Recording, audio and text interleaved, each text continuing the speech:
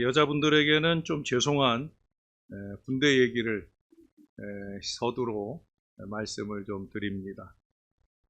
군대에 있을 때 이렇게 휴일에 제일 싫은 게 있어요. 그게 뭐냐면 중대 본부에서 각 군대별로 또는 내무반별로 사역병 집합을 시켜요. 사역병 몇 명 집합. 그러면 그 내무반 안에서 사역병들이 차출돼서 나오게 됩니다. 사역병이라는 건 말 그대로 일하는 시간을 내야 된다는 거예요. 쉬는데 모처럼 빨래도 하고 또 쉬기도 해야 되는데 일하라고 나오라니까 웬만하면 선임병들은 안 나가려고 하고 후임병들 위주로 내보내게 됩니다. 그러니까 후임병들이 제일 싫은 시간이 사역병 집합하라는 바로 그런 시간이에요. 그런데도 불구하고 사역병 집합 중에 환영하는 시간이 있어요. 좋아하는 시간. 이게 뭐냐면 종교사역병 집합이에요. 종교사역병은 뭐냐면 교회를 갈 사람 나오라고 또는 절에 갈 사람 나오라고 하는 종교사역병 집합은 역시 후임병들이 아주 서로 가려고 그렇게 애를 씁니다. 왜 그러겠어요? 그 종교사역병으로 가면은 가서 쉬는 시간을 확보할 수 있거든요. 예배 시간에 또는 뭐 절에선 뭐 하는지 저는 모르지만 어떻든 선임병들의 눈치를 피해서 가서 쉴 수 있는 시간을 갖게 되거나 또는 간식을 보충하는 시간을 또 갖게 돼요. 교회는 좀 형편이 어려운지 몰라도 초코파이를 주고 절에 가면은 햄버거를 주고 그래서 절에 가는 사람들이 더 많이 신앙이 있는 사람은 교회를 가지만 그냥 사역병으로 나온 친구들은 주로 절에 가서 초코파이보다는 햄버거를 얻어먹으려고 하는 경우들이 더 많다는 거예요.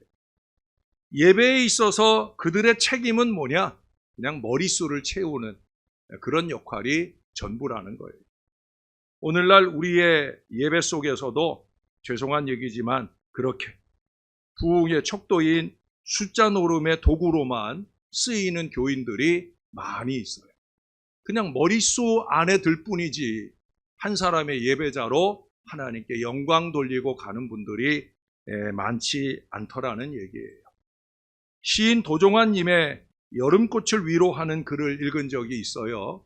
춥고 모진 겨울바람을 이기고 핀 봄꽃들이 사람들의 사랑을 제일 많이 받고 또 그 다음은 가을의 꽃들로서 세월에 대해 소멸하고 사라지는 것들에 대해 생각나게 한다는 거죠. 그러나 가장 화려하고 많은 꽃을 피우는 이 여름의 꽃들은 별로 주목을 받지 못한다는 거예요. 억울할 수 있다는 거죠. 왜? 피고 진 꽃과 함께 결실과 열매까지 안겨주기도 하는데 너무 홀대를 받는다는 거예요. 물론 너무 많기 때문에 그런 건 아닌가 하는 생각도 합니다. 그러나 여러분, 사람들의 시선이 좀 덜 머무는 듯해도 여름꽃은 자기의 자리를 지키며 피어나기를 주저하지 않는다는 거예요. 이 예배에 있어서 우리도 이 여름꽃 같은 마음가짐이 필요합니다. 외적으로는 하나님의 시선을 좀 덜 받는 듯한 회중의 자리일지라도 제가 강조하는 대로 하나님은 결국 우리의 예배를 받으시는 게 아니라 나라고 하는 각 개인의 예배를 연락하심을 잊지 않고 내 자리를 잘 지켜내야 된다는 거예요. 우리 속에 묻혀있는 우리의 예배가 아니란 말이에요. 저는 음악적 능력이 좀 부족해서 오늘도 그렇고 늘 우리 찬양대는 참 잘한다. 저는 늘 그런 생각으로 은혜를 받아요. 물론 우리 아내도 은혜를 많이 받아요. 근데 이제 우리 아내는 저보다 음악적 능력이 아주 특출나거든요. 이건 지금 뭐 아내 자랑하는 게 절대 아닙니다. 그냥 설교 예로 하는 얘기예요. 우리 아내는 여러분들 각각의 소리를 들어요. 기가 막히게 누가 틀리고 맞는지 곡은 몰라도 그 곡의 음정들을 그 음악하는 사람들은 그걸 아나 봐. 소프라노가 틀렸는지 소프라노 가운데 누가 소리가 튀어나왔는지 다음 주부터 겁나서 노래하겠나. 근데 뭐 우리 아내 혼자 아는 건데 뭐. 예, 어떻든 우리 아내는 콕콕 집어내요. 지난 주간에도 예?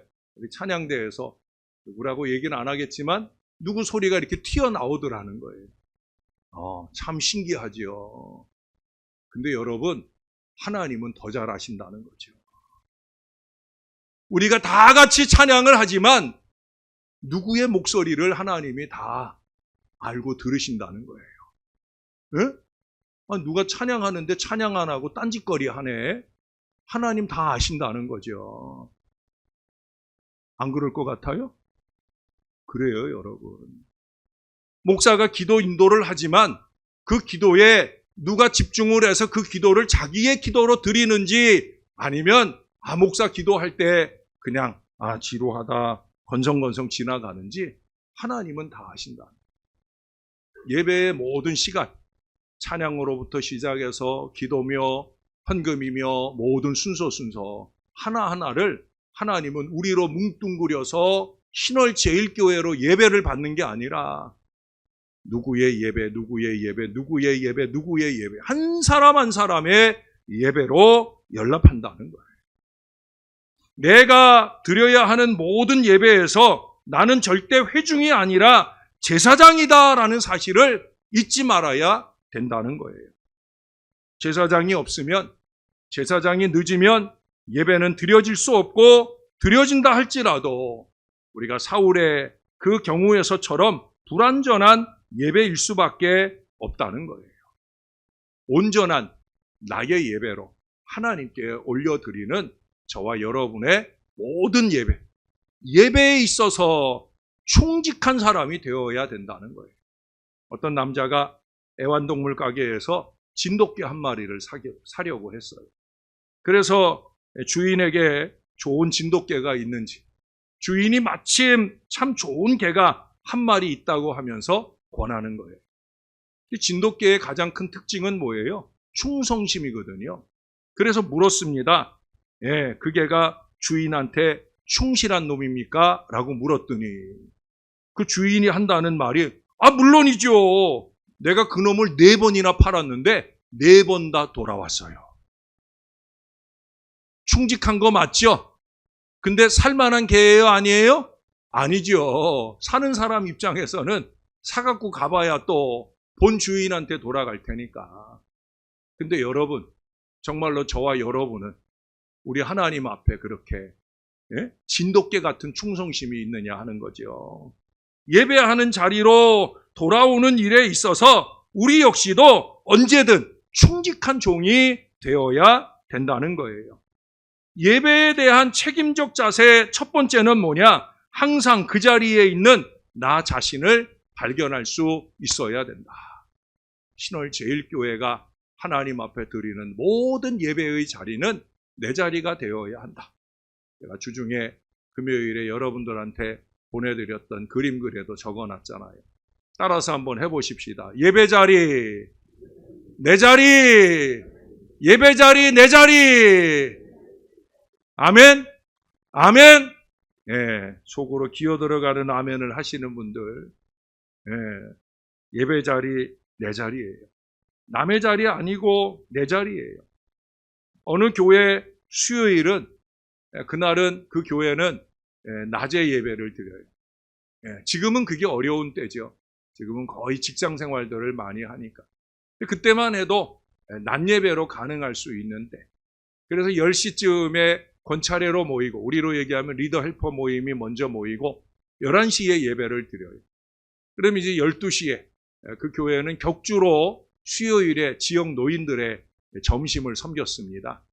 근데 그 교회가 권차례로 모여서 출석을 부르잖아요. 출석을 부르고 나면은 슬금슬금 몇 사람이 빠져나가요.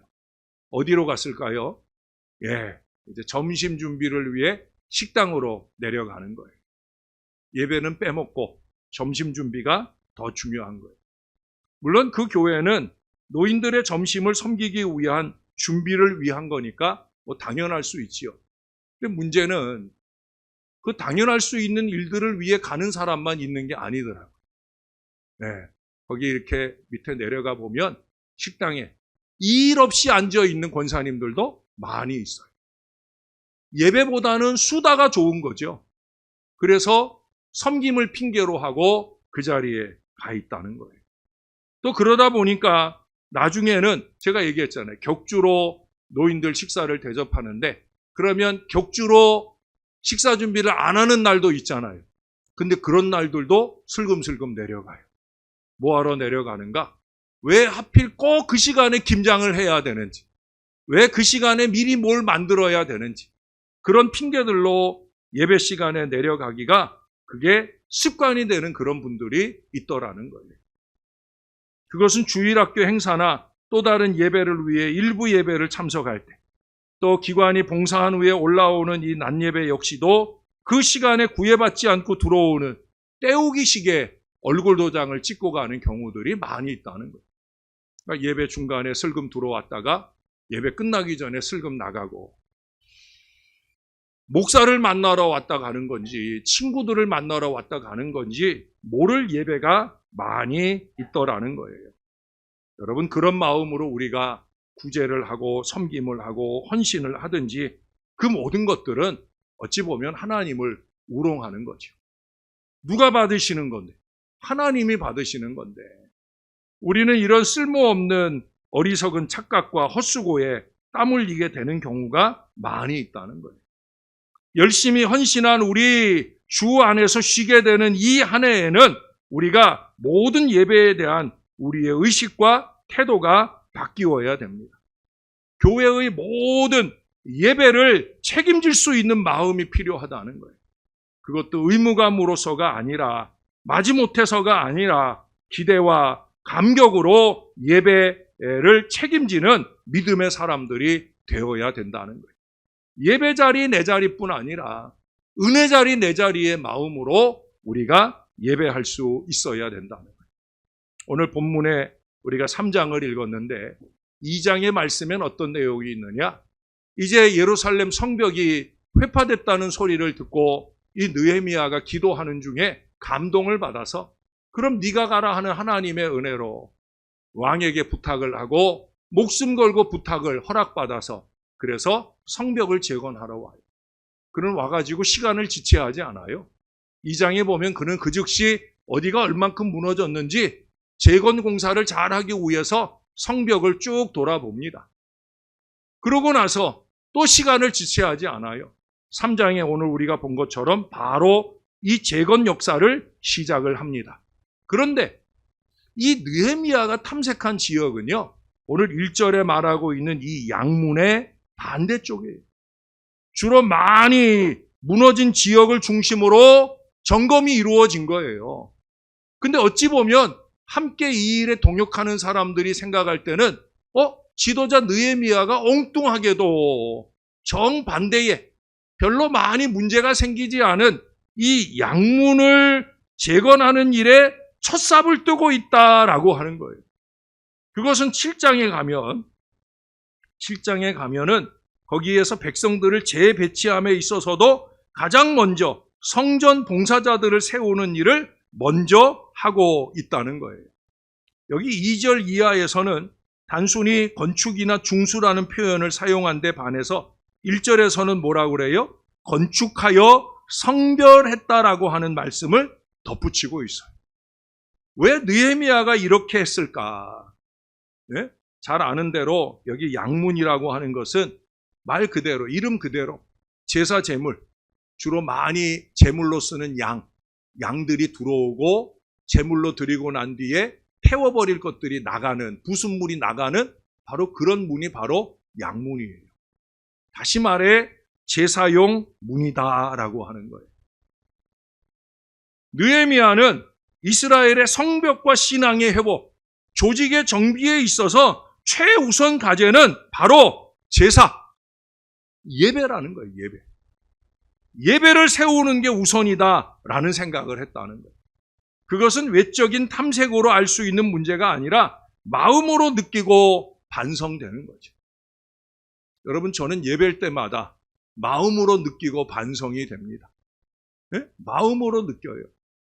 안타까운 마음으로 느끼는 것은 아이고 아무개의 예배는 오늘 하나님이 받으실 만하게 못 드리는 예배겠네 하는 안타까운 마음이 들어요. 또 행복한 마음은 아무개의 예배는 나와 함께 우리 하나님께 온전히 올려지는 영과 진리의 예배네. 이게 다 마음으로 느껴지는 거예요.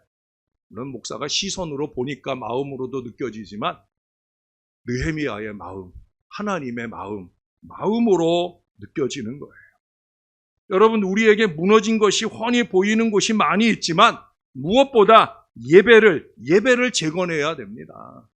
우리의 마음속에 무너진 예배관을 새롭게 정비할 수 있어야 된다는 거예요. 2026년과 그 이후를 위한 다양한 신앙 정비 작업 중에 품은 소망 중에 가장 먼저 내 안에서 그리고 우리 안에서 이 무너진 예배의 의식과 태도를 견고히 할 수 있어야 된다는 거예요. 예배에 대한 소망을 품어야 된다는 거예요. 작년에도 수술하거나 아프고 힘든 분들 제가 간혹 전화를 하면 목사님 빨리 가서 예배하고 싶어요. 목사님 보고 싶어요. 그런 그 마음의 간절함을 보여주는 분들이 있어요. 제가 주중에도 어르신 한 분하고도 또 통화를 했는데 그분의 마음도 마찬가지. 저의 마음도 마찬가지. 우리가 빨리 만나는 것도 중요하지만 빨리 하나님 앞에 가 예배하고 싶다. 모든 예배에 대한 책임적인 이 마음이 이게 기본이 되는 신앙의 마음이라는 사실입니다. 창세기 22장에 아브라함을 기억하시죠? 이제 모리아 산에서 그는 하나님께 제사를 드리려고 출발을 해요. 자기 아들을 제물로 드려야 하는 안타까운 예배입니다. 피하고 싶었을 거예요. 네? 그런데 그는 피하지 않아요. 마지못해 가는 예배가 아니에요. 아침 일찍이 일어나 라고 말씀하잖아요. 아들을 드리는 예배인데 그게 뭐 좋다고 그렇게 서둘러 가는가. 인간적으로 세상적으로 상식적으로 이해가 되지 않는 일을 예배자인 아브라함이 우리에게 보여줍니다. 그는 그 예배의 책임적 존재로서 나아가고 있다는 거예요.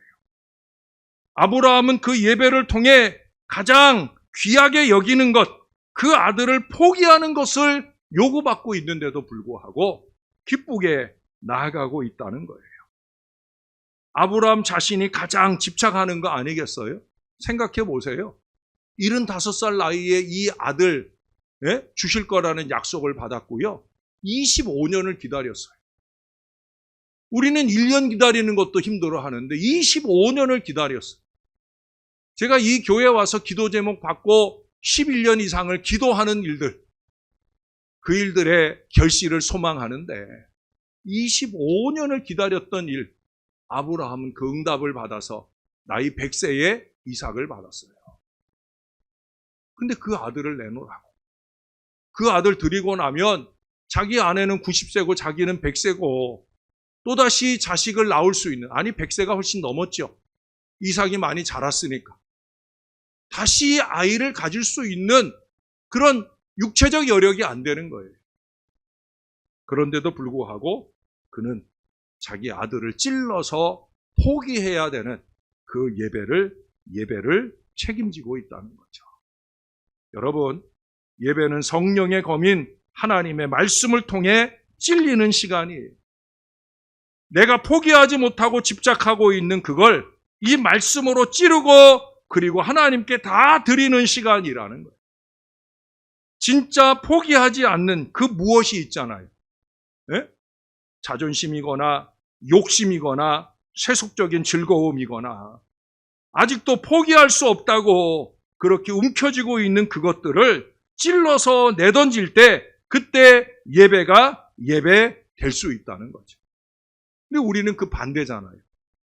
우리가 집착하고 있는 그 무언가를 위해서 우리는 기꺼이 예배를 너무 쉽게 포기를 합니다. 주일 예배는 간신히 그래도 드리지만 주중 예배는 내 예배가 아니에요. 주중 예배 자리는 내 자리가 아니에요.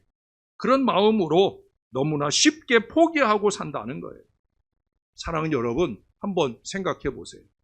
하나님은 우리를 위해 그 아들 예수 그리스도를 찔러 죽이셨잖아요.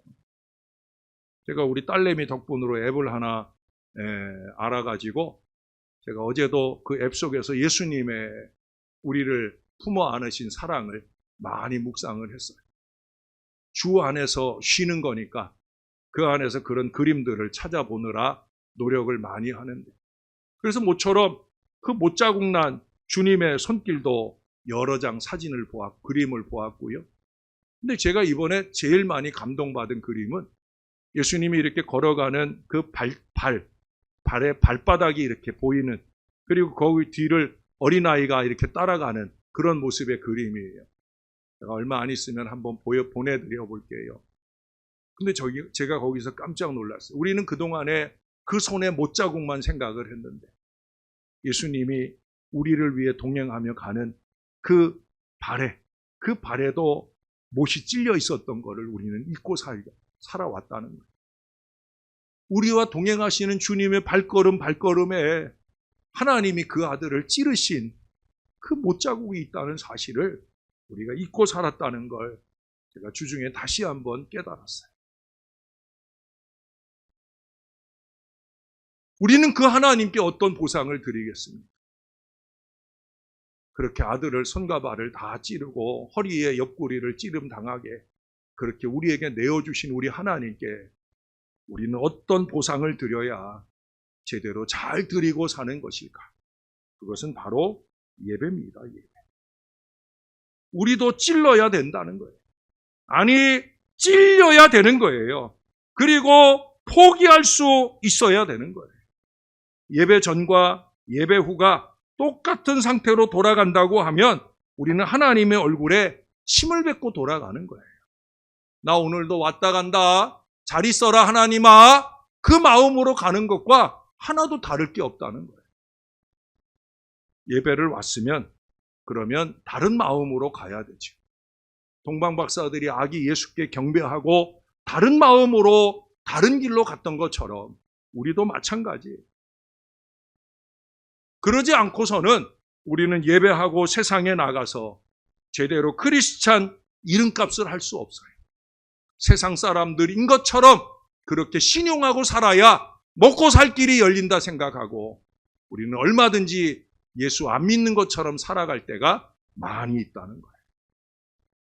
여러분, 예배를 통해 우리 하나님은 우리에게 씨앗 하나를 심어주셔요.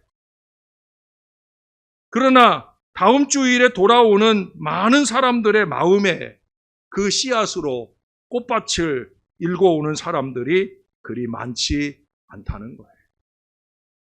대부분 사람들은 그 마음에 잡초만 무성한 채로 돌아옵니다. 회개하는 시간에 그 잡초 뽑아서 드리는 회개의 기도로 그냥 예배하기를 즐겨하고 있다는 거예요. 하나님이 이 주일에 우리에게 씨앗을 심어줄 때는 한 주간 동안 세상에서 그것을 잘 가꾸고 살아서 다음 주일에 돌아올 때는 아름다운 꽃밭을 만들어 돌아오라고 말씀하심인데 우리는 그것을 돈과 명예 이런 것들이 거름인 줄 알기 때문에 그것들에 집착하면서 씨앗을 죽이고 잡초만 무성한 채로 돌아올 때가 많이 있다는 거예요. 여러분, 예배를 통해 씨앗을 받을 때, 주일 예배를 통해 씨앗을 받을 때 이런 잡초를 제거할 수 있어야 되는 거예요. 말씀과 기도의 꽃걸음으로 살려낼 수 있어야 되는 거예요. 그래서 주중 예배가 중요한 거예요. 주일에 받은 은혜를 주중에 예배를 징검다리 삼아서 꽃걸음 삼아서 그래서 우리가 예쁜 꽃들을 피워내서 다음 주일에 주 앞에 올 때에야 우리는 영광의 주일로 주님께 올려드릴 수 있다는 사실이에요. 예배 안식의 참 은혜를 깊이 맛보고 돌아가야 되는 겁니다. 우리는 말씀과 기도를 붙들고 믿음의 싹을 틔우고 은혜의 열매를 결실해가는 온전한 예배 신앙자가 될 수 있어야 된다는 거예요. 그래서 제가 몇 가지 지침을 좀 여러분들과 나누려 합니다. 첫 번째는 3분 일찍 3분 나중이에요. 3분이라고 그래서 사실 우리 교회 교인들은 예배 시간에 일찍 오는 편이에요. 근데 요즘 들어서 제가 우리 찬양대원들과 함께 들어올 때 지금 이 모습이 아니에요. 예? 한 절반도 안 왔을까? 그때가 예배 전 10분도 안 될 때인데, 근데 지금의 절반도 안 앉아 있다는 거예요. 혹시 오늘 좀 늦게 오신 분들은 양해하고 들으세요. 자기가 늘 오는 시간보다 3분 일찍 좀 오시라는 겁니다. 그리고 예배 마쳤다고 땡 치고 사람들 손 잡는 게 뭘 중요해요? 하나님 손을 잡고 가야지. 예? 예배 마치고 바로 나가려고 그러지 마시고 좀 배가 고파도 3분 정도 기도하고 오늘 받은 말씀을 좀 새겨 곱씹어보고 그러고 돌아가시면 좋겠다는 거예요. 아멘? 아멘? 따라 해보십시다. 3분 일찍, 3분 나중. 두 번째 드리고 싶은 얘기는 모든 회중의 제사장 의식화, 나의 예배를 드리는 거다. 이걸 새기자는 거예요. 세 번째는 모든 예배에서 하나님과 만나야 되는 거예요. 우리 사람 만나러 오는 거 아니에요. 목사 만나러 오는 거 아니에요. 하나님 만나러 온 줄로 믿습니다. 사람들과 악수하고 손바닥 치고 이거 하나도 중요하지 않아요. 여러분 예배 때마다 하나님 꼭 만나고 가시는 예배자들이 되시기를 주님의 이름으로 축원합니다. 네 번째 꼽고 싶은 것은 예배를 향해 열린 마음이 되어야 된다. 마음을 좀 열어놓고 오세요. 은혜를 채워갈 수 있게 마음을 열어놓고. 여러분 이처럼 우리의 모든 예배의 회복을 위한 가장 기본적인 제안들을 말씀드려요. 인간은 미완성품이잖아요. 예? 태어날 때 동물들은 다 태어나면 태어나면서부터 걸어요. 섭니다. 비틀비틀거리지만 서서 태어나요. 그래서 사람은 그렇지 않잖아요. 이 아이가 뒤집기를 간신히 하고 그리고 엉금엉금 기기를 좀 하다가 그러다가 어느 순간에 벌떡 일어선. 예? 벌떡 일어서면 얼마나 놀라움과 감격이 됩니까? 그게 다 잘한 거예요? 아니잖아요. 지금까지도. 저는 목회를 40여 년 가까이 했음에도 불구하고 저는 지금도 자라난다. 목사 되어가고 있다는 고백을 하잖아요. 여러분 보실 때도 아직도 부족하다고 제가 통구영신 예배 때도 고백하잖아요. 우리는 그렇게 미완성품이에요. 완성을 위해 끊임없이 공사를 해야 된다.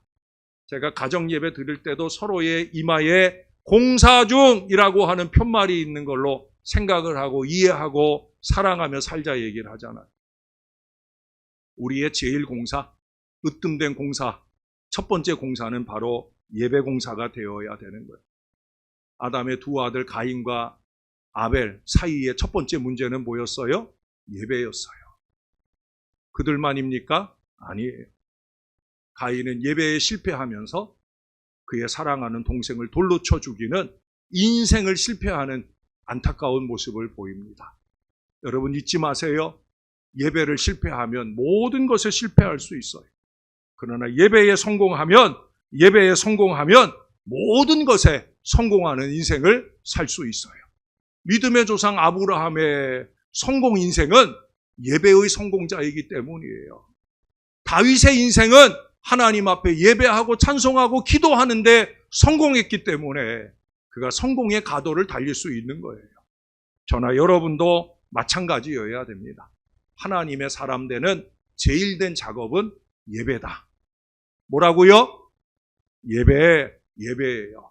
모쪼록 올 한 해 동안 예배 자리 내 자리, 은혜 자리 내 자리, 이 간절한 마음 가지고 주일에 예배만 아니라 주중의 모든 공예배를 징검다리 삼아서 우리 하나님께로 더 가까이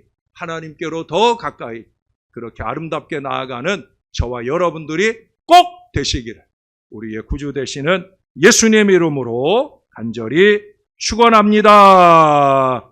우리 하나님께 감사합니다. 오늘도 말씀을 받습니다. 우리가 열려진 믿음의 마음으로 주의 말씀을 받되 예배의 주인공으로 예배의 제사장으로 이 말씀을 받고 앞으로 우리가 드리는 모든 예배의 자리가 내 자리 삼아 올 한 해